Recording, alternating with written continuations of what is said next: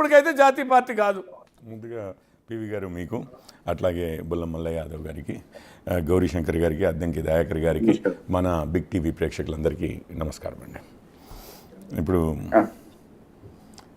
TRS BRS సరే, ఇక technicalities అనుకోండి, టీఆర్ఎస్ది 25 సంవత్సరాల, బీఆర్ఎస్ది 25 సంవత్సరాలు అనేది. కానీ ముఖ్యమైన విషయం ఏంటంటే ఇప్పుడు ఇది జాతీయ పార్టీనా ప్రాంతీయ పార్టీనా అని మీరు అడిగారు. సరే, అది ఒక ఇంపార్టెంట్ ఆస్పెక్ట్.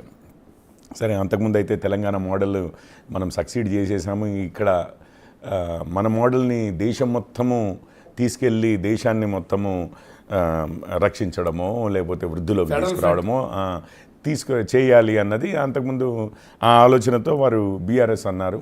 కానీ ఎలక్షన్లలో సమయానికి వచ్చేసరికి అసలు ఈ మార్పు అంతా కూడా అప్పటికే కేసీఆర్ గారికి అర్థమైపోయింది. అంటే మిగిలిన నాయకులకి ఆ పార్టీలో వారు ఎట్లాగూ అవైలబుల్ ఉండరు చేయబట్టి వారి ఆలోచన విధానాన్ని పంచుకునేది కూడా ఉండదు. ఏమన్నా అయితే అందరినీ వింటారు కానీ వారు నిర్ణయించుకుంటారు చేయబట్టి అర్థమైందో లేదో. కానీ ఆ రోజుల్లోనే ఇప్పుడు మనకు యాంటీ ఇన్కంబెన్సీ విపరీతంగా పెరిగింది, ప్రజా వ్యతిరేకత విపరీతంగా పెరిగింది. తెలంగాణలో ఇప్పుడు మనం ఏం చెప్పినా తెలంగాణ సెంటిమెంటు ఇవన్నీ కూడా ఈసారి అయితే నడిచేటట్లుగా లేవు.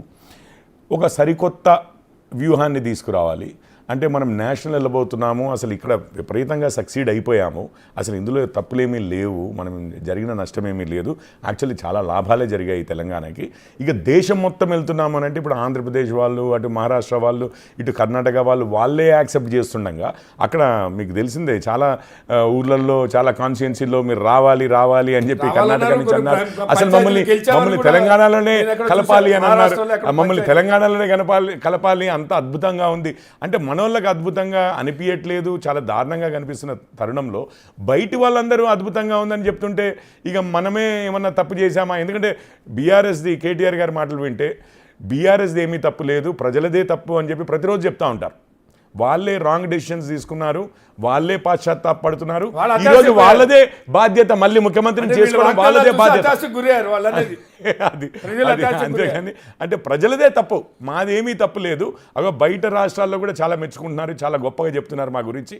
మీరే ఏదో దీంట్లో చిక్కుకుని మమ్మల్ని తప్పుగా చూస్తున్నారు, అది మీరే కరెక్ట్ చేసుకోవాలి అన్న టైపులోనే ప్రజల వైపు వీళ్ళ ఇది ఉంది. అయితే సరే ఓకే, అదంతా అయిపోయింది. ఎన్నికలు వచ్చేసరికి ఎక్కడ నిలబడ్డారండి?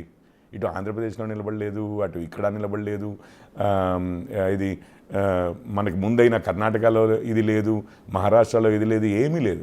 ఎందుకంటే కేసీఆర్ గారికి ముందు నుంచి తెలుసు ఇది వేరే రాష్ట్రాల్లో మనం గెలవడం కోసమో మనం జాతీయ స్థాయికి ఎదగడం కోసమో కాదు, ఇక్కడ వారిని ఏ విధంగా మభ్యపెట్టాలి అని చెప్పి ప్రయత్నించారు. ఆఖరి ప్రయత్నంగా కనిపించింది, కానీ ఆ పాచిక పారలేదు, ఓడిపోయారు.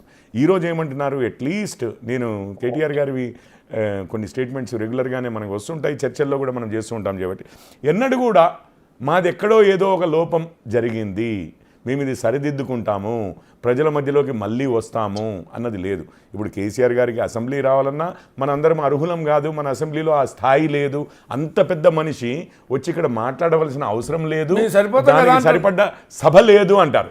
బయటికి వెళ్తే ప్రజల్లోకి వెళ్తేనేమో అసలు మీదే తప్పు, మీరే ఏదో ఆశలో పడ్డారో లేకపోతే ఇంకేం అయ్యారో కానీ మీదే తప్పు జరిగింది, మమ్మల్ని కాదనుకున్నారు, మీరు ఇప్పుడు అనుభవిస్తున్నారు, కాబట్టి మీదే బాధ్యత, మళ్ళీ మమ్మల్ని గెలిపించాలి.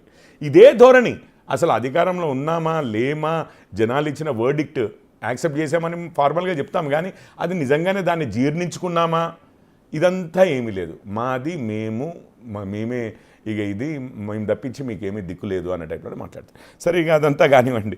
ఇంకొక విషయం ఏంటంటే అది అయ్యేంతవరకు కూడా ప్రజలు రేపు వస్తుండొచ్చు, సభలకి జనాలు వస్తారు, ఇవాళ రేపు సభలు ఏ మీటింగ్లో అయినా కానీ మీకు తెలిసిందే, పివి గారు మన రాష్ట్ర ప్రజలకు కూడా తెలిసిందే,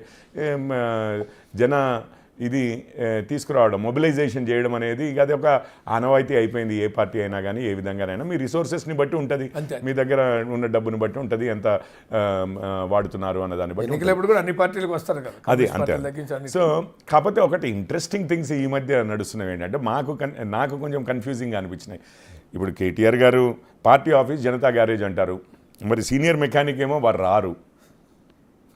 ఈ అసెంబ్లీకి రారంటే అసలు ఈవెన్ బీఆర్ఎస్కి కూడా రారు. మరి వీరందరి మీద ఏం కోపంతో ఉన్నారో నాయకుల మీద. వీళ్ళు సరిపోతారని, రిపేర్ చేయడానికి వీళ్ళు సరిపోతారని డైరెక్షన్ లోనే ఆ గ్యారేజ్కి రారా నాయకులు? పెద్ద పెద్ద మేస్త్రులు ఆడ కూర్చొని రిపేర్ పిల్లలకి అరేంజ్ లా తీసుకురా, ఈ స్క్రూ డ్రైవర్ తీసుకురా అంటారు కదా, అట్లా రిపేర్లు చేశారు. అట్లా కేసీఆర్ గారు వాళ్ళకి రారు. ఇక్కడ కేటీఆర్ గారు ఇది జనతా గ్యారేజ్ అంటారు. కవిత గారేమో ఆ సన్నాహక సమావేశాల్లో నేను ఒక 10 సెకండ్ల ఒక 2 నిమిషాల క్లిప్ చూశాను. వారేమంటారు, కార్యకర్తలకి కేసీఆర్ గారికి మధ్యలో నేను అనుసంధానంగా ఉంటాను, మీరు ఏం తీసుకొచ్చినా కానీ నేను కేసీఆర్ గారి దగ్గరికి తీసుకెళ్తా అంటారు. వీరేమో ఆఫీస్ అంటారు, వారేమో ఇంకా ఫామ్ హౌస్లోనే అవుతాయి మొత్తము. కాబట్టి కార్యకర్తలందరినీ నేను రిప్రజెంట్ చేస్తూ నాన్నగారితో వెళ్ళి నేను మాట్లాడుతూ అంటారు. ఇవేదో 2 పవర్ సెంటర్స్గా కనిపిస్తున్నట్లుగా అనిపిస్తుంది. జనతా గ్యారేజా లేకపోతే ఫామ్ హౌస్, అంటే కేసీఆర్ గారా కేటీఆర్ గారా అన్న దాని మీద. అయినా అదంతా ఈజీగా ఫ్యామిలీలో ఉన్న నాయకుళ్ళు తీసుకుంటున్నట్టుగా అనిపించట్లేదు. మరి హరీష్ రావు గారు అయితే పెద్ద కనపడట్లేరు ఒకటి. ఇటు కవిత గారేమో లేదు అటు కాదు, నాన్నగారి దగ్గరికే నేనే ఉన్నాను, నేనే తీసుకెళ్తాను మిమ్మల్ని అందరినీ, జనతా గ్యారేజ్తో పని లేదంటారు. జనతా గ్యారేజ్తో పని లేదని అంటున్నారు. ఇది ఏది అనేది సరే మాకెంత కన్ఫ్యూజింగ్గా ఉంటే వాళ్ళకేం పట్టదనుకోండి, వాళ్ళకేం అవసరం లేదు మాతో, మేము బీజేపీ వాళ్ళు. కానీ ప్రజలకు ఏం అర్థం అవుతుంది అనేది నాకు అర్థం కావట్లేదు. అది విషయం. రైట్, దయాకర్ గారు గుడ్ ఈవినింగ్. అంటే చాలా జోష్లో